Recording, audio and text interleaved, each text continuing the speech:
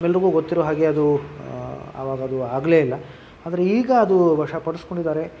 ಈಗ ಸರ್ಕಾರ ಅಲ್ಲಿ ಮತ್ತೆ ಮಂಟಪ ಕಟ್ಟೋದಕ್ಕೆ, ಒಂದು ಚಿಕ್ಕ ಸ್ಮಾರಕ ಕಟ್ಟೋದಕ್ಕೆ ಅನುಮತಿ ಕೊಡಬೇಕು. ಒಂದು 10 ಗುಂಠೆ ಜಾಗ ಅಂತಂದರೆ ಅಭಿಮಾನಿಗಳು ಬಂದು ಪೂಜೆ ಸಲ್ಲಿಸೋದಕ್ಕೆ, ತಮ್ಮ ನಮನಗಳನ್ನು ಸಲ್ಲಿಸೋದಕ್ಕೆ ಅವಕಾಶ ಮಾಡಿಕೊಡ್ಬೇಕು ಅಂತ ನಾವು ಅಭಿಮಾನಿಗಳ ಪರವಾಗಿ ಭಾರತೀಯಮ್ಮ ಮತ್ತು ನಾವು ಮನವಿನ ಸಲ್ಲಿಸ್ತೀವಿ. ಸರ್ಕಾರಕ್ಕೆ ಅಲ್ಲಿ ಮನವಿ ಕೊಟ್ಟಿದ್ದೀರಾ ಸರ್? ಎಷ್ಟು ಜಾಗ ಬೇಕು ಅಂತ? ಇವತ್ತು ಸಿಕ್ಕಿಲ್ಲ ನಮಗೆ. ಮಾನ್ಯ ಮುಖ್ಯಮಂತ್ರಿಗಳು ಪ್ರಯತ್ನ ಪಟ್ವಿ, ಆದರೆ ಅವರು ಬಿಹಾರಲ್ಲಿದ್ದಾರೆ.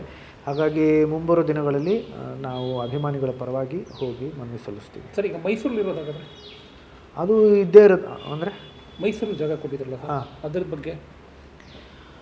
ಅದು ನಮ್ಗೆ ಗೊತ್ತಿರೋ ಹಾಗೆ ಸರ್ಕಾರ 5 ಎಕರೆ ಜಾಗದಲ್ಲಿ ಅದು ಒಂದು ಬೃಹತ್ ಒಂದು ಸ್ಮಾರಕ ಕಟ್ಟಿದೆ. ಅದು ತುಂಬ ಸೂಕ್ತವಾಗಿರ್ತಕ್ಕಂಥ ಸ್ಮಾರಕ ಕೂಡ. ಅಲ್ಲಿ ಅಪ್ಪವರ ಒಂದು ಅಸ್ಥಿ ಇಟ್ಕೊಂಡು, ಅಸ್ಥಿ ಮೇಲೆ ಅಪ್ಪವರ ಪುತ್ಥಳಿ ನಿಂತ್ಕೊಂಡಿದೆ. ಅಪ್ಪವರು ನಿಂತ್ಕೊಂಡಿದ್ದಾರೆ. ಹಾಗಾಗಿ ಅದಕ್ಕೆ ಆದಂಥ ಒಂದು ಆದ್ಯತೆ ಇದ್ದೇ ಇರುತ್ತೆ. ಒಂದು ರಾಜ್ಯ ಸರ್ಕಾರ ಮಾಡಿರ್ತಕ್ಕಂಥ ಸ್ಮಾರಕ ಜೊತೆಗೆ ಅಲ್ಲಿ ಅಸ್ಥಿ ಇದೆ ಅಪ್ಪವ್ರದ್ದು. ಹಾಗಾಗಿ ಅದಕ್ಕೊಂದು ಆದ್ಯತೆ. ಇಲ್ಲಿ ಅಭಿಮಾನ್ ಸ್ಟುಡಿಯೋದಲ್ಲಿ ನಮ್ಗೆ ಗೊತ್ತಿರೋ ಹಾಗೆ ಅಂತ್ಯ ಸಂಸ್ಕಾರ ನಡೆದಿರೋ ಜಾಗ. ಹಾಗಾಗಿ ಅದಕ್ಕೊಂದು ಆದ್ಯತೆ ಇರುತ್ತೆ. ಅಲ್ಲಿ ಅಮ್ಮ ಕಟ್ಸಿರ್ತಕ್ಕಂಥ ಏನು ಮಂಟಪ ಇತ್ತು ಅದನ್ನು ನಾವು ಹಾಗೆ ಬಿಟ್ಟಿದ್ವಿ. ಯಾಕೆಂತಂದರೆ ಅಭಿಮಾನಿಗಳಿಗೋಸ್ಕರನೇ ಅದನ್ನು ಬಿಟ್ಟಿದ್ವಿ. ಅದು ತೆರವುಗೊಂಡಾಗ ನಮ್ಮೆಲ್ಲರಿಗೂ, ನಮ್ಮ ವೈಯಕ್ತಿಕ ಕುಟುಂಬಕ್ಕಾಗಿರಬಹುದು ಅಥವಾ ನಮ್ಮ ಬೃಹತ್ ಕುಟುಂಬ, ನಮ್ಮ ಇಡೀ ಕನ್ನಡಿಗರಿಗೂ ಅದು ತುಂಬ ನೋವು ಉಂಟಾಗಿದೆ. ಈಗ ಮತ್ತೆ ಅಲ್ಲಿ ಈಗ ಸರ್ಕಾರ ವಶಪಡಿಸ್ಕೊಂಡಿರೋದ್ರಿಂದ, ಈಗ ಅವ್ರ ಕುಟುಂಬಕ್ಕೆ ಅದು ಸೇರದೇ ಇದ್ದಿದ್ದರಿಂದ ಸರ್ಕಾರಕ್ಕೆ ಅದನ್ನು ಅಭಿಮಾನಿಗಳ ಪರವಾಗಿ ನಾವು ಕೇಳ್ಕೊತೀವಿ. ಅಂದರೆ ಒಂದು ವೇಳೆ ಸರ್ಕಾರ ನೀವು ಕೇಳಿದಷ್ಟು ಜಾಗ ಕೊಟ್ಟರೆ, ಅಂದರೆ 10 ಗುಂಟೆನೋ ಕೇಳಿದ್ದೀರಾ, ಕೊಟ್ಟರೆ ಏನು ಕಟ್ತೀರಾ ಸರ್ ಅಲ್ಲಿ? ಅಂದರೆ ಯಾವ ರೀತಿ ಮಂಟಪ ಏನಿತ್ತು ಮೊದಲು, ಯಾವ ಥರ ಮಂಟಪ ಇತ್ತು ಅದೇ ಥರದ ಒಂದು ಮಂಟಪ ಬರುತ್ತೆ ಸರ್. ಎಲ್ಲೋ ಒಂದು ಕಡೆ ಈಗ ಸರ್ಕಾರ ಈ ಬಾಲಣ್ಣನ ಕಿತ್ಕೊಂಡು ನಿಮಗೆ ಕೊಟ್ಟರೆ ಒಂದು ರೀತಿ, ಬಾಲಣ್ಣನ ಕೂಡ ಸಮಕಾಲೀನ ನಾಯಕರೇ ಅವತ್ತಿನ ದಿನ.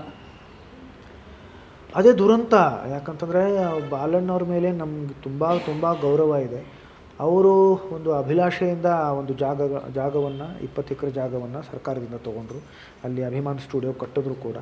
ಆದರೆ ಅದಕ್ಕೆ ಅದರ ಒಂದು ಅಭಿವೃದ್ಧಿ ಅದು ಆಗಲೇ ಇಲ್ಲ. ಜೊತೆಗೆ ಇಲ್ಲಿ ಒಂದು ನಮ್ಮ ಅಪ್ಪವರ ಒಂದು ಅಂತ್ಯ ಸಂಸ್ಕಾರ ನಡೆದ ಮೇಲೆ ಅಲ್ಲಿ ಸ್ಮಾರಕ ಕೂಡ ಆಗಲಿಲ್ಲ. ಅದಕ್ಕೆ ಸ್ಮಾರಕಕ್ಕೋಸ್ಕರ 2 ಎಕರೆ ಜಾಗ ಬೇಕು. ಆ 2 ಎಕರೆಗೆ 2 ಕೋಟಿ ಸರ್ಕಾರ ಕೂಡ ಮಂಜೂರು ಮಾಡಿತ್ತು. ಆ ದುಡ್ಡು ಕೂಡ ಅವರಿಗೆ ಸೇರಲಿಲ್ಲ.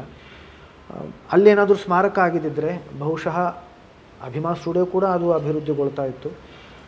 ಸ್ಮಾರಕ ಆಗಿದ್ದಿದ್ದರೆ ಅಲ್ಲಿ ಬಾಲಣ್ಣವ್ರ ಕುಟುಂಬಕ್ಕೂ ಕೂಡ ಒಂದು ಒಳ್ಳೆಯ ಹೆಸರು ಬಂದಿರೋದು. ಈಗ ಹೆಸರು ಇಲ್ಲ, ದುಡ್ಡು ಇಲ್ಲ, ಜಾಗ ಕೂಡ ಇಲ್ಲ, ಸ್ಮಾರಕನೂ ಆಗಲಿಲ್ಲ, ಸ್ಟುಡಿಯೋ ಕೂಡ ಅಭಿವೃದ್ಧಿಗೊಳ್ಳಿಲ್ಲ.